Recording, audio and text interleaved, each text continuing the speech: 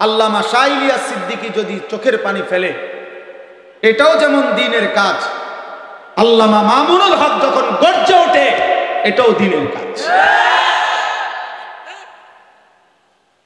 বুঝেন না? কেউ আওয়াজ করে বাঘের মতো, সিংহের মতো, তো দুশ্মনের কলিজায় তখন কেঁপে ওঠে। এটাও যেমন দরকার। রাত গভীরে তাহাজ্জুদের সেজদায় চোখের পানি ফেলা, এটাও তো দরকার। হেফজখানার সবকও চলা দরকার। দাওরায়ে হাদিসের বুখারীর সবকও তো কি দরকার। সে মনে করে মুতে ধরছে, মুতালা অনলাইয়ে কথা। মন চাইলে দাঁড়াইয়া মতে, মন চাইলে বইয়া মতে, মন চাইলে হাঁটতে হাঁটতে মতে।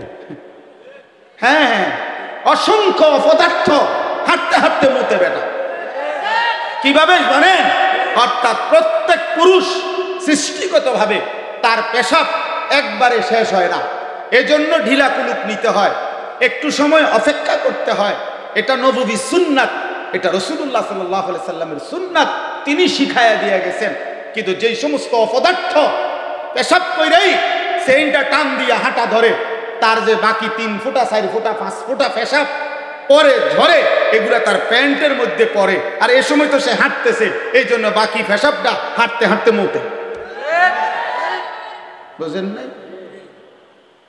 আপনি কথা কয় শুদ্ধ, কেমন আছেন আঙ্কেল, ভালো আছেন, শুদ্ধ মারো। হ্যাঁ, কেমনে মুতন লাগে সেইটাই বোঝো না, অপদার্থ। শুদ্ধ কও কিত্তা? হ্যাঁ, 2টা লাইন ইংরেজি বললেই ভদ্রলোক। শুদ্ধ কও কেন? পানি তো নিছো না, টয়লেট পেপারই তো ব্যবহার করো নাই। হ্যাঁ, সারাদিনে যদি 5 বার পেশাব করে থাকো, আর একবারও যদি পানি নাও নাই, বাকি চেইন টানার কারণে পেশাবের বাকি ফোঁটাগুলো তো প্যান্ট এটাতেই পড়ছে, তাহলে 5 পাশা যদি 25 ফোঁটা হয়, তাতে একটা হোমিও বোতল বেড়ে যাবে। কথা বলেন? হ্যাঁ, তাইলে এই অবস্থায় এই 25 ফোঁটা পেশাব যার প্যান্টে, এই প্যান্ট এটার মধ্যে কি পরিমাণ দুর্গন্ধ আপনি চিন্তা করে দেখেন, আপনি ভেবে দেখেন। আহা, আফসোসের বিষয়, আফসোসের বিষয়। মুসলমানের সন্তান আজকে, অভিভাবকরাও এটা বুঝছে, মুসলমানের কিশোর যুবক ছেলেরাও বুঝছে আমার জীবন আমার হাতে। এই জন্য অভিভাবকও তারে কিছু টাকা দিয়ে অথবা একটা মোবাইলের ব্যবস্থা করে দিয়ে তারে তার হাতে তুলে দিছে, তাকে তার হাতে ছেড়ে দিছে, যার কারণে আপন মা বাবা সমাজ দেশ কারো কাছ থেকে নিজের ধর্ম, নিজের দ্বীন, নিজের ইসলাম, নিজের কোরআন কোন জায়গা থেকে সে কিছু নেওয়ার প্রয়োজন করে না, বোধ করে না। সে মনে করে আমার জিন্দেগি আমি সাজাবো, আমার জীবন আমি যেভাবে চালাইবো। আল্লাহর কসম ভাইয়া, নিজের ইচ্ছা মতো যে জীবন চলে, যে জীবন নিজের মতো করে চলে, ওই জীবন মানুষের জীবন না, ওই জীবন জন্তু জানোয়ারের জীবন, ওই জীবন হাইওয়ানের জীবন, হাইওয়ানের জীবন, ওই জীবন হাইওয়ানের জীবন। কোরআনুল কারীমের সূরা আরাফের মধ্যে আছে, আল্লাহ তাআলা বলেন, ওয়াত্তাবা হাওয়াহু ফামাসালুহু কামাসালিল কালব। আল্লাহ বলেন, সে তার মনের চাহিদা মতো চললো, অনুসরণ করলো, অতএব তার উদাহরণ হলো কামাসালিল কালব, কুকুরের মতো, কুকুরের মতো, কুকুরের মতো। এজন্য প্রিয় নওজোয়ান, নিজেরে নিয়া ভাইবো বাবা, নিজেকে নিয়া ভাইবো।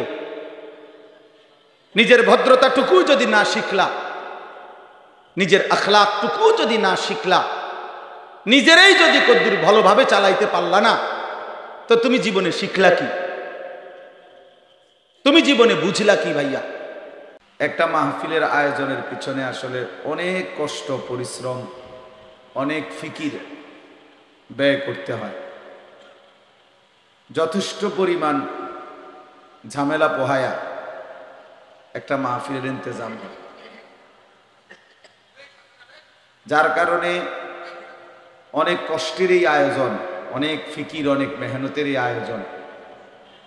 এর একটা মূল মাকসাদ তো হলো আল্লাহর কথা শোনা, নিজের কলিজার ভিতরে আখিরাতের ফিকির আসা, নিজের ভিতরে কিছুটা অনুভূতি জাগা। এই জন্য আমার একটা অনুরোধ হলো, এমনিতেই বৃষ্টি মুখর পরিবেশ, চারিদিকে কাদা, এরপরেও কেউ দাঁড়িয়ে বসে, আপনারা কষ্ট করেই বসছেন, আসছেন, যেহেতু আসছেনই কষ্ট করে, বিশেষ করে নওজোয়ান ভাই, তোমাদেরকেও বলি ভাই, শুধু শুধু এই প্রত্যেকেই যদি একটা একটা মোবাইল আলগি দিয়া ধরে রাখেন, তা আসলে শুনবে কি? এর মধ্যে আসলে তেমন উল্লেখযোগ্য কোনো ফায়দা হয় না। সবাই যদি অন্যরে শুনাইতে ব্যস্ত হয়, তো নিজে শুনবে কখন? মানুষের কল্যাণে যদি এত বেশি পেরেশান যে নিজের নামাজ, সেজদা, আখেরাতের ফিকিরও নাই, তো হইল কেন? নিজেকে বাদ দিয়ে তো শুধুই অন্যের ফিকির, এটা উচিত না। এই জন্য দোস্ত, আমার একটা অনুরোধ, কিছুক্ষণ সময়, যেটুকুই সময় আমি পাই, আল্লাহ যেটুকু তৌফিক দেয়, বলার চেষ্টা করছি। এইটুকু সময় আপনারা মেহরবানি করে, বিশেষ করে নওজোয়ান ছেলে, তোমরাও এই হাতে ধরা মোবাইলগুলো বন্ধ করে দাও, নামায় ফেলো, ভালো হবে। আমি বললাম ভালো হবে, এত উপকার হবে। নিজের মধ্যে আখেরাতের ফিকির আসবে। ইসলাহি মাহফিলের এই জোর, ইসলাহি জোরের মূল মাকসাদ কিন্তু এটা, ইসলাহে নফস। অর্থ হলো নিজের সংশোধন, আত্মসংশোধন, আত্মশুদ্ধি, আত্ম উন্নয়ন, নিজের উন্নয়ন। কোরআনুল কারীমের মধ্যে আছে, আল্লাহ তাআলা বলেন, ইয়া আইয়ুহাল্লাযীনা আমানু আলাইকুম আনফুসাকুম, হে ঈমানদারগণ, তোমরা প্রত্যেকেই নিজেকে আঁকড়িয়ে ধরো। আল্লাহ তাআলা বলেন, ইয়া আইয়ুহাল্লাযীনা আমানু কু আনফুসাকুম ওয়া আহলিকুম নারা, হে ঈমানদারগণ, তোমরা প্রত্যেকেই নিজেকে বাঁচাও জাহান্নামের আগুন থেকে, এবং পরিবারের সদস্যদেরকেও বাঁচাও জাহান্নামের আগুন থেকে। এখানে কিন্তু ইচ্ছা করলে একসাথেই বলতে পারত যে, হে ঈমানদারগণ, তোমরা সকলেই নিজেকে জাহান্নামের আগুন থেকে বাঁচাও। পরিবারের সদস্য আলাদা বলছে, তোমাকে বাঁচাও আলাদা বলছে। অর্থ হইল, যদি কখনো এমন হয় তোমার হাজারো চেষ্টা, মেহনত, ফিকিরের পরেও তোমার খুদ পরিবারও, তোমার বিবি বাচ্চাও আর আল্লাহর পথে চলতেছে না, আল্লাহ বলতে চাচ্ছেন, তখনও তুমি একা হলেও নিজেকে জাহান্নাম থেকে বাঁচাও। যে ঠিক আছে, আর পারলাম না তোমাদের কারো সাথে, বিবি বাচ্চা কাউরেই ফিরাইতে পারলাম না, তো তখনও যে আমি আর একজনে কি করবো, তার 10 জনের যেই দশা আমারও সেই দশা না, এইটা বলা যাবে। এই জন্য আল্লাহ তাআলা আলাদা বলছে, কু আনফুসাকুম, তোমরা নিজেকে বাঁচাও জাহান্নামের আগুন থেকে। ও আহলিকুম, আলাদা বলছে, পরিবারের সদস্যদেরকে বাঁচাও জাহান্নামের আগুন থেকে। তার মানে কেউ যদি না আসে, তো একাই আল্লাহর দ্বীনের উপরে থাকে। নিজেকে বাদ দেওয়ার সুযোগ নেই, নিজেকে ভুলে যাওয়ার কোনো সুযোগ নেই, কোনো সুযোগ নেই। হযরত হুযায়ফা রাদিয়াল্লাহু তাআলা আনহু একজন বিখ্যাত সাহাবী ছিলেন। হুযায়ফা নবীজি সাল্লাল্লাহু আলাইহি ওয়াসাল্লামকে তিনি একদিন, লম্বা হাদিস এর একটা শুধু অংশ বলতেছি, তিনি একদিন নবীজি সাল্লাল্লাহু আলাইহি ওয়াসাল্লামকে বলছিলেন, ইয়া রাসূলুল্লাহ, আমি যদি জীবন চলার পথে কখনো এমন হয় যে আল্লাহর পথে চলতে গিয়ে, আল্লাহর হুকুম মানতে গিয়ে আমার সাথে আর কেউ নাই, কারোর সাথে আর মিশতে পারলাম না, মিলতে পারলাম না, তখন আমি একাই হয়ে গেলাম, তখন আমি কি করব? আল্লাহ নবী সাল্লাল্লাহু আলাইহি ওয়াসাল্লাম বলছেন, ফাতাজিলিল ফিরাকা কুল্লাহা, তাহলে সব দল মতবাদ তখন সব ছেড়ে দাও, ওয়ালাউ আন তাআদ্দা বিআসলি শাজারাতিন, আর তুমি প্রয়োজনে একাই গাছের গোড়ালি শিকড় কামড়াইয়া, মাড়ির দাঁত দিয়া কামড়াইয়া আকড়াইয়া ধরে হলো আল্লাহর দ্বীনের উপরে থাকো, একাই থাকো, একাই থাকো। ওয়া আনতা আলা দীনিক, তুমি তোমার দ্বীনের উপরে থাকো। তাহলে কি বোঝা গেল? এই ইসলাহি মজলিসের, ইসলাহি ফিকিরের মূল ফিকির নিজের ঈমান আমল, নিজের আখিরাত সুন্দর করে, আত্মশুদ্ধি, তাজকিয়া, তাসাউফ একই কথা। পীর মুরিদি, খানকা, ইসলাহি বয়ানাত, এই সব কিছুর মাখরাজা, এগুলোর আর্থিক উন্নতি, নিজের আত্ম উন্নয়ন। দ্বীনের কাজের জন্য উলামায়ে কেরাম ভিন্ন ভিন্ন মজমা কায়েম করেন। রাষ্ট্রকে, দেশকে রাজনৈতিক দিক নির্দেশনা দেওয়ার জন্য উলামায়ে কেরাম ভিন্ন মজমায় বলেন। আবার উম্মতকে আল্লাহর দিকে ডাকার জন্য দাওয়াত ও তাবলীগের মেহনতে বলেন। আবার উম্মতের কলিজা সুন্দর হওয়ার জন্য, দিল সাফ হওয়ার জন্য এই ইসলাহি বয়ানাতের মাধ্যমেও উলামায়ে উম্মত ফিকির করে থাকেন। অর্থ হইল বিভিন্ন মজমায়, বিভিন্ন আঙ্গিকে উম্মতের উলামায়ে কেরাম আল্লাহর বান্দাদেরকে আল্লাহর দ্বীন দিকে ফিরাবার, মশক করাবার চেষ্টা করে থাকে। এই জন্য এই ইসলাহি ফিকিরটা, এটা হলো আর্থিক ফিকির। নিজের অন্তরাত্মা, নিজের ভেতর জগৎ, অন্তর জগৎ কিভাবে আলোকিত হবে, এটা হলো মূল মাকসাদ। আমরা অনেক সময় আমাদের একটা ত্রুটি আছে, আমরা হুজুরদের কাছে, আলেমদের কাছে প্রত্যাশা করি অনেকে এরকম যে এক বসাতেই পুরো 23 বছরের ইসলাম সব কয়ে লাইতো। বুঝেন না কথা? হ্যাঁ, এটাই তো কেবল কইলেন, এটা তো কইলেন, তো এটা বলবো তো আপনি আরেকদিন শুনবেন, এটা আজকে এটা শেষ করে লইতেইব, এমন কি জরুরি হলো? বুঝেন নাই কথাটা? নবীজি সাল্লাল্লাহু আলাইহি সাল্লামের পুরা 23 বছরের ইসলাম পুরাটা আজকের এই আধা ঘন্টার মধ্যে বলা, এটা তো আমার দায়িত্ব নাকি? এটা এমনই তো শেষ করতে হবে নাকি? তো তাই এইটা একটা গুরুত্বপূর্ণ বিষয়।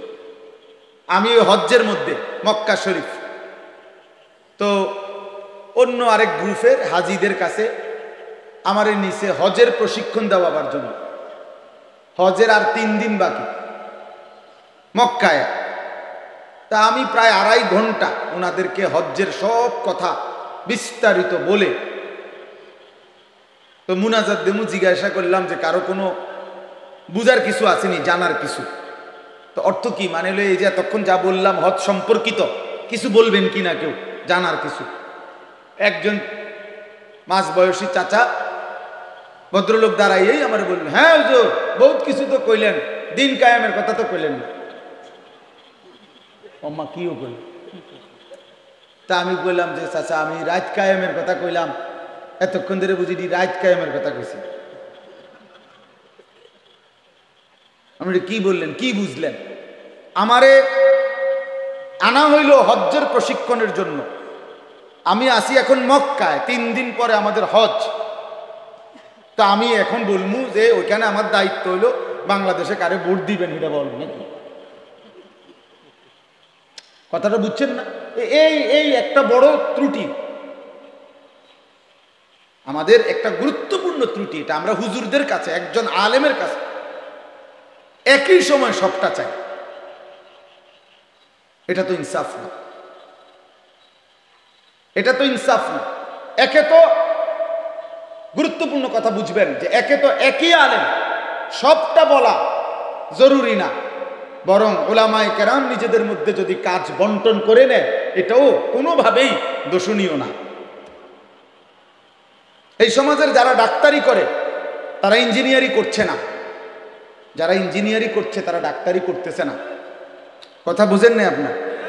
কিন্তু মানুষের প্রয়োজন পূরণ হচ্ছে কিনা কথা বলেন না কেন? তাইলে আল্লামা শাহ ইলিয়াস সিদ্দিকী যদি চোখের পানি ফেলে এটাও যেমন দ্বীনের কাজ। আল্লামা মামুনুল হক যখন গর্জে ওঠে, এটাও দ্বীনের কাজ। বুঝেন না? কেউ আওয়াজ করে বাঘের মতো, সিংহের মতো, তো দুশ্মনের কলিজায় তখন কেঁপে ওঠে। এটাও যেমন দরকার। রাত গভীরে তাহাজ্জুদের সেজদায় চোখের পানি ফেলা, এটাও তো দরকার। হেফজখানার সবকও চলা দরকার। দাওরায়ে হাদিসের বুখারীর সবকও তো কি দরকার দরকার। এখানে আমাদের মধ্যে, অর্থাৎ আমরা তো উলামায়ে কেরাম, আমার ঢালকানগর শায়েখ, বাংলাদেশের অন্যতম বুজুর্গ আরিফ বিল্লাহ হযরত মাওলানা শাহ আব্দুল মতিন বিন হুসাইন হযরত দামাত বারাকাতুহুম বলছেন, নবীদের সিফাত হলো নবীরা সকল কাজ আল্লাহর পক্ষ থেকে সমাধা করে থাকেন, আর উম্মতের সিফাত হলো উম্মত নিজেদের মধ্যে কাজ বন্টন করে নেন। এজন্য আবু হুরায়রা যেমন হাদিসের ময়দানে প্রসিদ্ধ, খালিদ ইবনুল ওয়ালিদ জিহাদের ময়দানে প্রসিদ্ধ। অথচ আবু বকর সিদ্দিক রাদিয়াল্লাহু তাআলা আনহু, তিনি নবীজি সাল্লাল্লাহু আলাইহি সাল্লামের সাথে ছিলেন পুরা 23 বছর। আবু হুরায়রা রাদিয়াল্লাহু তাআলা আনহু নবীজির সাথে ছিলেন 4 বছর। 4 বছর 4 বছর। তাহলে আবু হুরায়রা ছিলেন কয় বছর? আবু বকর সিদ্দিক ছিলেন কয় বছর? তাইলে স্বাভাবিক যুক্তিতে হাদিস বর্ণনা বেশি করার কথা কে? বুঝেন না আমার কথা? যুক্তি বলেন। যিনি 23 বছর ছিলেন, উনি তো বেশি হাদিস বর্ণনা করার কথা। তিনি তো রাসূলুল্লাহ সাল্লাল্লাহু আলাইহি সাল্লামের সফরে হজরে, অর্থাৎ তিনি ঘরে এবং বাইরের সফরে সবসময় ছিলেন। একাকিত্বে যখন 3 রাত গারে সৌরের মধ্যে হিজরতের সময় ওই গুহার মধ্যে একাকী ছিলেন, তখনও আবু বকর সাথে ছিলেন। যখন আর কেউ ছিল না, তখনও তিনি একা ছিলেন। কিন্তু 4 বছরের সংস্রবপ্রাপ্ত আবু হুরায়রা হাদিস বর্ণনা করছেন বেশি। 23 বছরের আবু বকর সিদ্দিক রাদিয়াল্লাহু তাআলা আনহুর হাদিস আবু হুরায়রার বর্ণিত হাদিসের চাইতে অনেক কম, অনেক কম, অনেক কম। তার মানে আবু বকর সিদ্দিক একদিকে সামলাইছেন, আবু হুরায়রা আরেক দিক সামলাইছেন। কথা বুঝছেন কিনা বলেন? তো এই জন্য বললাম ভাই, ইসলাহি মজলিসের ক্ষেত্রে এটা একটা, ওই যে কিছু মানুষ আছে যে আরে হুজুর এসব তসবিহ লইয়া বইয়া থাকলে হইতো না, তো কি লইয়া বইতো? বালতি লইয়া। সেই ছোট্টবেলা থেকে আমরা যখন ছাত্র, রানীর বাজার মাদ্রাসায় যখন আসা যাওয়া করতাম, আমার ছোট ভাই 2 জনই হুজুরের ছাত্র। আল্লামা শাহ ইলিয়াস সিদ্দিকী জমিরি দামাত বারাকাতুহুমুল আলিয়া। ছোটবেলাতেই আমরা ছাত্র জীবন থাকতেই হুজুরকে চিনি, দেখছি বছরের পর বছর ধরে। কর্মজীবনের আজকের এই লম্বা হায়াত, সব সময় আলহামদুলিল্লাহ আমরা হুজুরকে দেখছি। এই তাসাউফ, আধ্যাত্মিকতা, মানুষের আত্মশুদ্ধি, ইসলাহি ফিকির, এটা খুব বেশি তিনি করে থাকেন, করছেন, এখনো করতেছেন। আল্লাহ তাআলা তাকে মৃত্যু পর্যন্ত এবং মুবারক মেহনতের জন্য কবুল করে নেন। প্রিয় ভাই আমার, বাপ আমার, আর্থিক উন্নতি, আর্থিক সৌন্দর্য, এটা খুব জরুরি। কোরআনুল কারীমের মধ্যে আল্লাহ তাআলা বলছে, ক্বাদ আফলাহা মান তাযাক্কা, যে তার অন্তরকে পবিত্র করেছে সেই সফল হয়েছে। আর কোরআনের ভাষায় সফলতা মানে জান্নাত পাওয়া। ফামান যুহজিহা আনিন নার ওয়া উদখিলাল জান্নাতা ফাকাদ ফাজা। সরাসরি কোরআনে আল্লাহ বলছেন, যাকে জাহান্নাম থেকে মুক্তি দেয়া হলো এবং যাকে জান্নাতে প্রবেশ করানো হলো, ফাকাদ ফাজা, সেই কেবল সফল হলো। তাহলে কোরআনের ভাষায়, ইসলামের ভাষায় সফলতা জান্নাত পাওয়া। সফলতা কি পাওয়া বলেন না? জান্নাত পাওয়া। তো আল্লাহ তাআলা বলেন কাদ আফলাহা মান তাযাক্কা, যে তার অন্তরকে পবিত্র করেছে সে সফল হয়েছে, মানে জান্নাত পেয়েছে। তাহলে জান্নাত পাওয়ার জন্য অন্তর পবিত্র রাখা, দিল সাফ করা, এটার উপরে মেহনত চেষ্টা করা, এটার জন্য চেষ্টা তদবির করা, এটা জরুরি। কোরআনুল কারীমের মধ্যে আল্লাহ তাআলা সবচেয়ে বেশি কসম করছেন যে কথা বলার জন্য, সেটা হলো এই অন্তর পবিত্র করার জন্য, এই মেহনতের জন্য। কোরআন শরীফে বহু কথা বলার জন্য আল্লাহ নিজে কসম করছে, কসম বিভিন্ন জিনিসের, ওয়াত্তিন ওয়াজ্জাইতুন ওয়াতুরে সিনিন ওয়া হাদাল বালাদিল আমিন, এগুলা কসম। ওয়াদ-দুহা ওয়াল-লাইলি ইযা সাজা, এগুলা কসম। লা উকসিমু বিহাদাল বালাদ ওয়া আনতা হিল্লুম বিহাদাল বালাদ, এগুলা কসম। এরকম কসম আছে কোরআনে। আল্লাহ কসম করে করে বিভিন্ন জিনিসের আল্লাহ বিভিন্ন কথা বলছেন।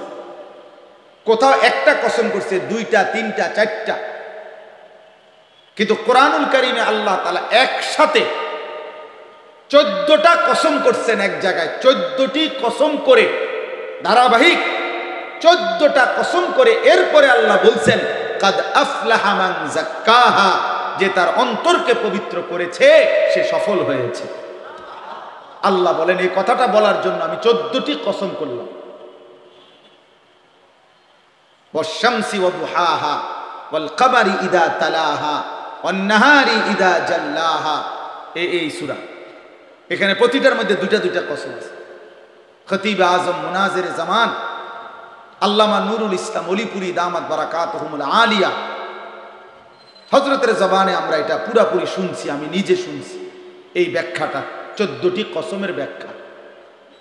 তাহলে বলতেছিলাম কাদ আফলাহা মান যাক্কাহা, অন্তরকে পবিত্র করা, অন্তরকে পবিত্র করা কারো মাধ্যমে, কারো তত্ত্বাবধানে, কারো কাছে নিজেকে সুপুর্দ করার মাধ্যমে, নিজের দিল সাফ করা, নিজের অন্তরকে অসংখ্য মন্দ অভ্যাস, কুরিপু, বদ আখলাক থেকে পবিত্র করে উত্তম অভ্যাস, উত্তম আখলাক দ্বারা সুসজ্জিত করা, এটা একটা মেহনত।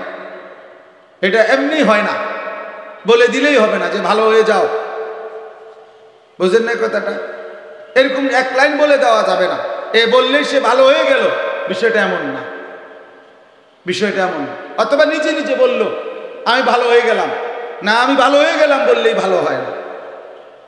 কোরআনুল কারীমের মধ্যে আছে আল্লাহ তাআলা বলছেন ওয়ালাউলা ফাদলুল্লাহি আলাইকুম ওয়া রাহমাতুহু মা যাকা মিনকুম মিন আহাদিন আবাদা। সূরা নূরের মধ্যে আল্লাহ বলেন, দেখছি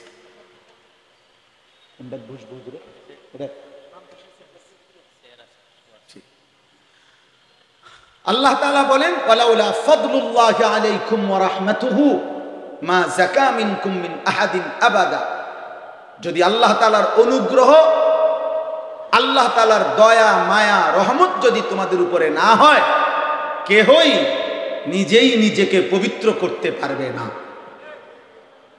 বিশ্বাস করেন, এটা কোরআন শরীফের আয়াত। ওয়ালাকিন্নাল্লাহা ইউযাক্কি মান ইয়াশা, আল্লাহ তাআলা বলেন বরং আল্লাহই যাকে চান, ইচ্ছে করেন, তাকে তিনি পবিত্র করে থাকেন।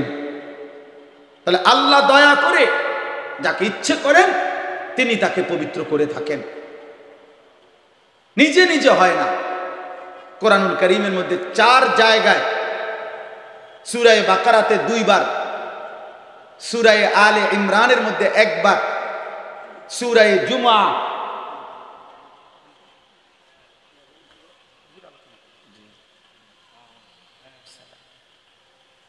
সূরা জুমআর মধ্যে 1 বার, কোরআনুল কারীমে মোটে 4 বার আল্লাহ তাআলা এই কথাটা বলছেন যে আমি আমার নবী সাল্লাল্লাহু আলাইহি সাল্লামকে, প্রিয় নবী সাল্লাল্লাহু আলাইহি সাল্লামকে আল্লাহ তাআলা এই পৃথিবীতে কেন পাঠাইছেন, নবীজি কেন আসলেন পৃথিবীতে, 23 বছরে তিনি কি করলেন, আল্লাহ তাকে কেন পাঠাইলেন।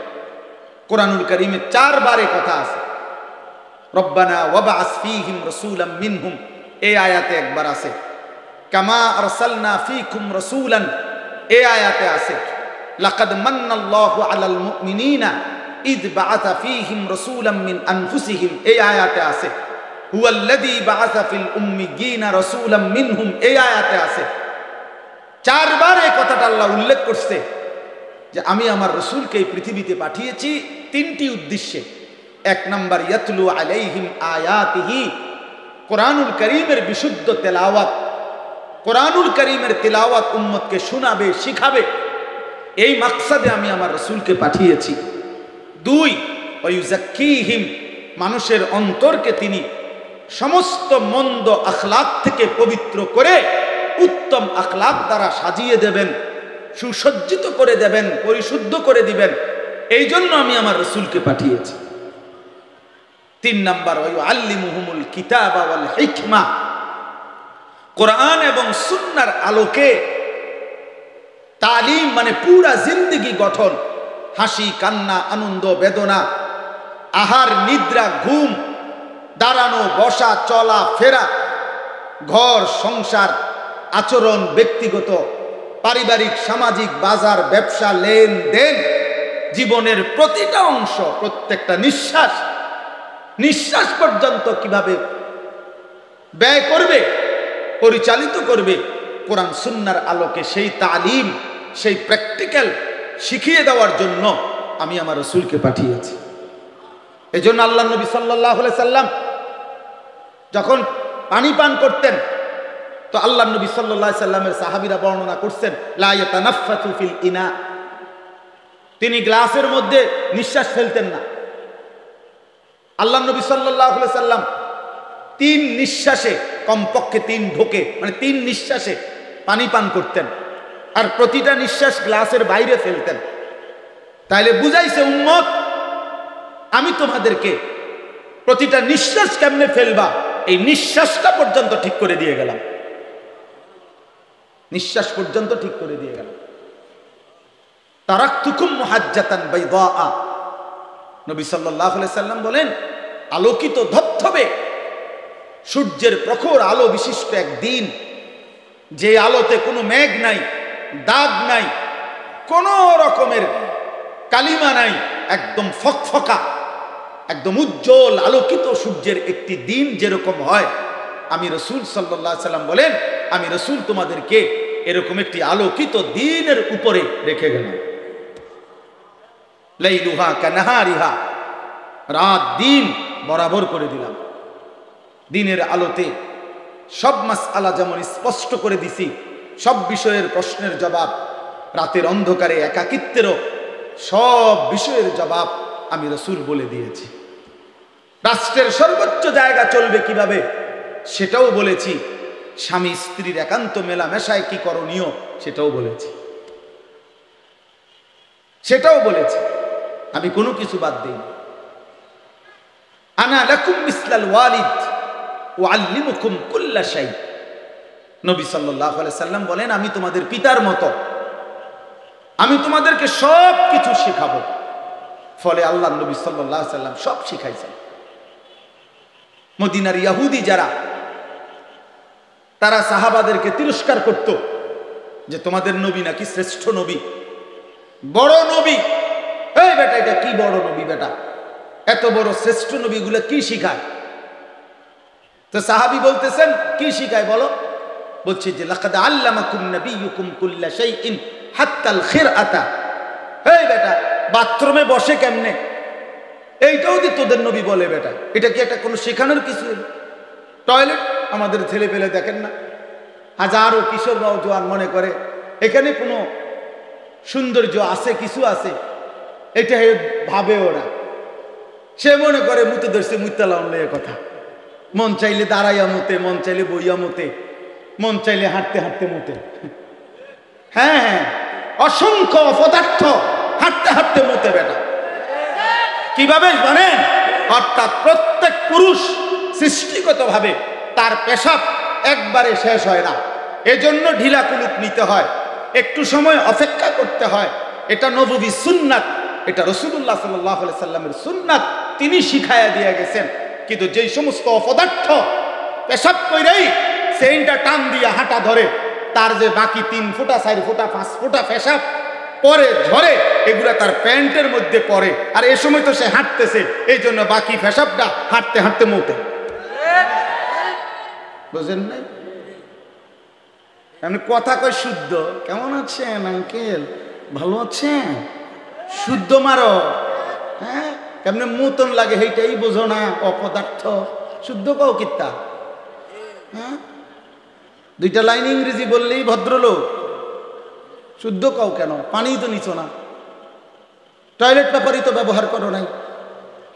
হ্যাঁ, সারাদিনে যদি 5 বার পেশাব করে থাকো আর একবারও যদি পানি নাও নাই, বাকি চেইন টানার কারণে পেশাবের বাকি ফোঁটাগুলো তো প্যান্ট এটাতেই পড়ছে, তাহলে 5 যদি 25 ফোঁটা হয়, তাতে একটা হোমিও বোতল বেড়ে যাবে।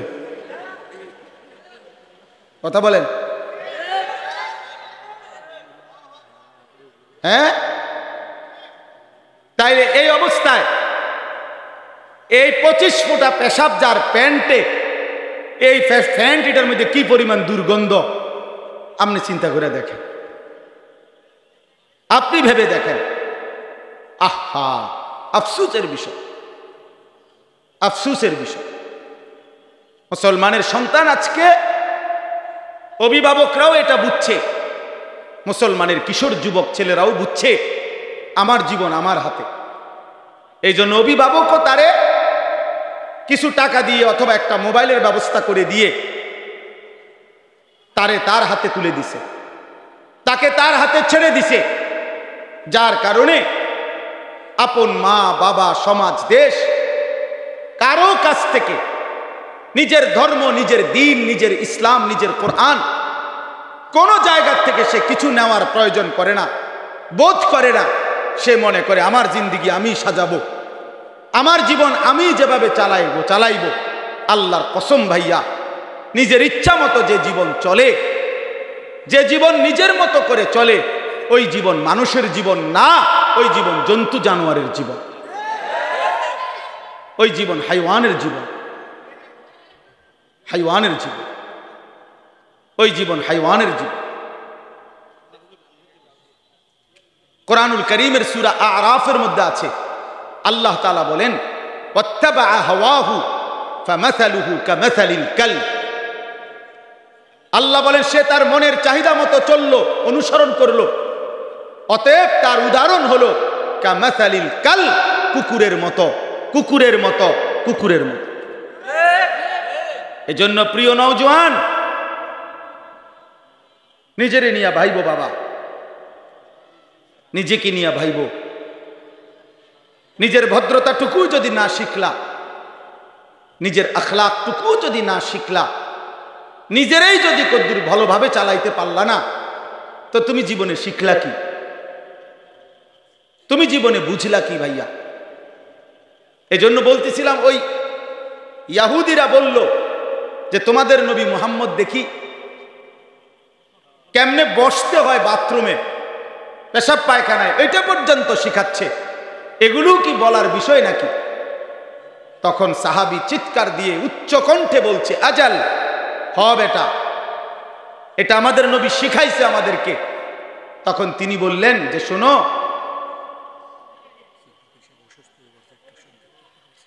আমাদের নবী সাল্লাল্লাহু আলাইহি সাল্লাম শুধু কেবল কেমনে বসে বাথরুমে এটা না, বরং আমরা কয়টা ঢিলা ব্যবহার করব, আমরা কয়টা ঢিলা ব্যবহার করব, সেইটা পর্যন্ত আল্লাহর নবী আমাদেরকে শিখাইয়া দিয়েছেন। তার মানে তিনি এর দ্বারা লজ্জাবোধ করে নাই সাহাবী, বরং তিনি আরো উৎসাহের সাথে বলছে, হ্যাঁ, তিনি আমাদের এমন নবী যিনি আমাদেরকে বিন্দু বিসর্গ শিখাইয়া দিয়েছেন। সুবহানাল্লাহ। আমার ভাই, আমার মাঝখানের কথাটাই শুধু বলার উদ্দেশ্য ছিল। অনেক বুজুর্গ উলামায়ে কেরাম, আমাদের নানুপুর হযরত দামাত বারাকাতুহুম, এত বড় মহান বুজুর্গ এখানে বসা আছেন। বাংলাদেশের প্রখ্যাত আলেমে দ্বীন, প্রখ্যাত ওয়াইস, সারা পৃথিবী খ্যাত ওয়াইস হযরত মাওলানা হাফিজুর রহমান সিদ্দিকী দামাত বারাকাতুহুমুল আলিয়া, তিনি অনেক আগেই এসেছেন, বিশ্রামে আছেন, কিছুক্ষণের মধ্যে ইনশাআল্লাহ চলে আসবেন। অতএব আমি মূলত লম্বা বয়ান করতে চাই না। এখানে মূলত আমরা আসছি আশা উপস্থিত হওয়া, এতটুকুই আমাদের জন্য সৌভাগ্য। তো আমি আপনাদের কাছে বলতে চাই যে এখানেও আল্লাহ পাক রব্বুল আলামিন আমাদের নবী সাল্লাল্লাহু আলাইহি সাল্লামকে পাঠানোর তিনটা উদ্দেশ্যের মধ্যে একটা উদ্দেশ্য এটা বলছেন, ওয়ায়ুযাক্কিহিম, অন্তরকে পবিত্র করা, দিল সাফ করা, সমস্ত মন্দ আখলাক থেকে অন্তরকে পবিত্র করে উত্তম আখলাক দ্বারা সুসজ্জিত করা। অতএব আজকে আমি শুধু এই কথাটাই আপনাদের কাছে শুনাইতে চাই। কিশোর নওজোয়ান ভাই, তোমাদের কাছেও বলতে চাই, প্রিয় ভাই, নিজের হাতে নিজে চললে, শুধুমাত্র মোবাইল দেখে দেখে, শুধুমাত্র সমবয়সী বন্ধুদের সাথে চলে চলে উত্তম মানুষ হইতে পারবা না ভাইয়া। প্রিয় বন্ধু, আমি বলে গেলাম, যারা তোমরা নিজের মোবাইলের হাতে তুলে দিছ, যারা তোমরা 24 ঘন্টায় এই মোবাইলের উপরে জীবন উৎসর্গ করেছ, এটা তোমাদেরকে শেষ পর্যন্ত জাহান্নামের আগুনে ফেলা পর্যন্ত শান্ত হবে না। এটা তোমাদেরকে শেষ পর্যন্ত জাহান্নামের আগুনে ফেলবে। রাত নাই, দিন নাই, সকাল নাই, দুপুর নাই, মা বাবা, পরিবার, আত্মীয় স্বজন, ধর্ম, কর্ম, ঈমান, ইসলাম, আল্লাহ, রসুল, সবকিছুর থেকে বিচ্ছিন্ন হয়ে অগণিত যুবক তোমরা দিন রাত নিজেরে এই মোবাইলের উপরে ছেড়ে দিলা, সমবয়সী বন্ধুদের উপরে ছেড়ে দিলা। তোমার সমবয়সী বন্ধু 8 ঘন্টা 10 ঘন্টায় যার সাথে চলবার পরেও সেই যে বিকাল 3টা বাজে এই 4টা বন্ধুর লগে বাইর হইলা, তোমার বন্ধু সমবয়সী রাতের 11টা বাজে ঘরে ফিরলা, মাঝখানে 8 ঘন্টা গেছে, 3টা থেকে 11টা, আসরের ওয়াক্ত, মাগরিবের ওয়াক্ত, এশার ওয়াক্ত, 3 ওয়াক্ত নামাজ হইছে, কিন্তু তোমার বন্ধু নামের ওই দুষ্ট একটাবারও তোমার 1 ওয়াক্ত নামাজের কথা বলল না, বরং একবার নারী, একবার ছবি, একবার গান, একবার বাদ্য, একবার মোবাইল, একবার অসভ্য কথা, অশ্লীলতা, বেহায়াপনা, এই কথাগুলোই বলছে বা মনে করাচ্ছে, এই নিয়েই ব্যস্ত রাখছে। আল্লাহর কসম বন্ধু, এই মানুষ তোমার বন্ধু না, ও শয়তান, শয়তান, শয়তান ছাড়া আর কিচ্ছু না। ওটা ইবলিস, ওটা ইবলিস, ওটা ইবলিস, ওটা আদুব মুবিন, ওটা স্পষ্ট শত্রু শয়তান, স্পষ্ট দুশ্মন এটা, যে তোমারে আল্লাহ চিনায় না, যে তোমারে আখিরাত চিনায় না, যে তোমারে পরকাল মনে করায় না, যে তোমারে মালিকের সন্ধান দেয় না। অতএব আমি আমার কথা শেষ করতে চাই। আমার কথা এটাই, আজকে এই তাজকিয়া, এই ইসলাহি জোর, এই আহলুল্লাহ ওলামায়ে কেরামের সংস্পর্শে, আল্লাহর প্রিয় বান্দাদের সান্নিধ্যে কিশোর যুবক তোমরাও সময় দাও, বয়স্ক বাবা চাচা আপনারাও সময় দেন। আপনাদেরকে অনুরোধ করছি, তাইলে দুনিয়াও সুন্দর হবে, আখিরাতও সুন্দর হবে। একাকী চলবেন না, নিজের বুঝে চইলেন না। হাকিমুল উম্মত মুজাদ্দিদুল মিল্লাত হযরত মাওলানা শাহ আশরাফ আলী থানভী রাহমাতুল্লাহ আলাইহি বলছেন, জু মুস্তাকিল বিজাত ও মুস্তাকিল বজাত, যে মনে করে আমি স্বয়ং সম্পূর্ণ, আমার বুঝে আমি চলবো, হযরত বলেন মনে রাখবা সে একটা স্বয়ং সম্পূর্ণ বদজাত। ও মুস্তাকিল বিজাত না, মুস্তাকিল বদজাত। এই জন্য দয়া করে আজকের এই ইসলাহি জোড়ে আমি সকলের কাছে আহ্বান জানাই। অনেক নওজোয়ান ভাই আসছো, ভাই তোমরা নিজে নিজে চইল না, নিজের উপরে চইল না। চুল তোমার মন মতো, পোশাক তোমার মন মতো, তোমার জীবন চলা ফেরা মন মতো। মন চাইলে ঘুমাও, মন না চাইলে ঘুমাও না। রাতের 3টা বাজে তবুও ঘুমাচ্ছ না, সকাল 10টা বাজে তবুও উঠতেছ না। আরে দোস্ত, এটা কোনো মোমেনের জীবন হয় না, এটা কোনো মুসলমানের জিন্দিগি হয় না, এটা কোনো ইমানদারের পরিচয় হয় না। এ জীবন জন্তু জানোয়ারের হইতে পারে, যার কোনো লাগাম নাই, যে লাগামহীন, যার কোনো হিসাব নাই। মোমেন হিসাব করে চলে। ইন্নাস সালাতা কানাত আলাল মুমিনিনা কিতাবাম মাওকুতা, আল্লাহ বলে প্রতিটা নামাজ আমি আল্লাহ মোমেনের উপরে সময় গুনে গুনে ফরজ করেছি। আল্লাহ বলে সময়কে আমি 5টা ভাগে নাম দিয়েছি, নাম করেছি সকাল, দুপুর, বিকেল, সন্ধ্যা, রাত। এজন্য 5 ওয়াক্ত নামাজও প্রত্যেক ওয়াক্তের পরিবর্তন, সময়ের পরিবর্তনের সাথে আমি আল্লাহ একটা একটা নামাজ বেঁধে দিয়েছি। যখন সকাল হয় ফজর, দুপুর হয় জোহর, বিকাল হয় আসর, সন্ধ্যা হয় মাগরিব, রাত হয় এশা। আল্লাহ তাআলা বলেন, মোমেন আমি চেয়েছি সময়ের প্রতিক্ষণে আমি যেন তোমাকে সাথে রাখতে পারি, তোমাকে বেঁধে রাখতে পারি, আমি আল্লাহর সাথেই জুড়ে রাখতে পারি। এই জন্য দয়া করে নিজে নিজে চইল না। আল্লাহকে বাদ দিয়ে চললে, দিনকে বাদ দিয়ে চললে এ জীবন সুন্দর হয় না। আল্লাহ তাআলা আমাদের সবাইকে উত্তমভাবে ওলামায়ে কেরামের সোহবতে, সান্নিধ্যে থাকার তৌফিক দান করেন। আমাদের পরম শ্রদ্ধেয় হযরত মাওলানা শাহ ইলিয়াস সিদ্দিকী জমিরি সবার কাছে অনুরোধ, প্রিয় ভাই, যাদের কাছাকাছি প্রত্যেকে হুজুরের সাথে সম্পর্ক করবেন, আসা যাওয়া করবেন, হুজুরের কাছ থেকে নিজের জীবন চলার দিক নির্দেশনা গ্রহণ করবেন। আল্লাহ আপনাদেরকে তৌফিক দান করেন। সর্বশেষ কথা হলো, এই যে মাদ্রাসাটা গড়া হয়েছে, অনেক ফিকির হুজুর সারা জীবনের তার সমস্ত অভিজ্ঞতার নির্যাস আলহামদুলিল্লাহ এখানে এই মাদ্রাসাটা শুরু করেছেন। তো এই মাদ্রাসাটার জন্য আলহামদুলিল্লাহ মসজিদের জায়গা, মসজিদ করার জন্য জায়গা কেনা হয়েছে, সিদ্ধান্ত হয়েছে প্রায় 70 লক্ষ টাকার মতো দরকার। আমি সবার কাছে অনুরোধ করছি, প্রিয় ভাই আমার, বাপ আমার, বন্ধু আমার, প্রত্যেকেই নিজ নিজ সামর্থ্য অনুপাতে আপনারা আপনাদের জায়গা থেকে আজ কিংবা কাল যার যখন সময় হয় নিজের ভালোবাসা দিয়ে তৌফিক অনুপাতে আল্লাহর ঘর, মসজিদ এবং মাদ্রাসার এই কাজগুলোতে আপনারা আপনাদের আর্থিক সহযোগিতা করবেন। বলেন ইনশাআল্লাহ, বলেন ইনশাআল্লাহ। দেখেন, এই পর্যন্ত পৃথিবীতে আল্লাহর জন্য খরচ করে কেউ ঠকে নাই। আমনে আইসা নতুন করে ঠকতেন না, ঠকবেন না। অয়ুরবিস সাদাকাত, আল্লাহ বলছে দান সাদাকা আমি আল্লাহ তাআলা বাড়িয়ে থাকি। এই জন্য ইনশাআল্লাহ বরকতি হবে। যারা সামর্থ্য প্রত্যেকের কাছে, যার যেটুকু, যার আছে 10 টাকা দিয়েন, যার আছে 10 লাখ টাকা দিয়েন, যে পারেন 100 টাকা দিয়েন, যে পারেন 1 লক্ষ টাকা দিয়েন। তাইলে ইনশাআল্লাহ এর বরকতে আল্লাহ আপনার দুনিয়াও সুন্দর করবে, আখিরাতও সুন্দর করবে। আল্লাহ তাআলা এই মাদ্রাসা বাবুস সালাম জামিয়া জমিরিয়া মারকাজুদ দাওয়া ওয়াল ইরশাদ, মহান বুজুর্গদের নেক দোয়া এবং তাওয়াজ্জুতে যে মাদ্রাসা চলতেছে, আল্লাহ তাআলা এই মাদ্রাসাকে কায়েম করে দেন, দায়েম করে দেন। আল্লাহ তাআলা এই মাদ্রাসা এবং হুজুরের ফয়ুজাত পুরা মহল্লাবাসীকে গ্রহণ করার তৌফিক দান করেন। আমিন আমিন। সুবহানাল্লাহি ওয়া বিহামদিহি, সুবহানাকাল্লাহুম্মা ওয়া বিহামদিকা।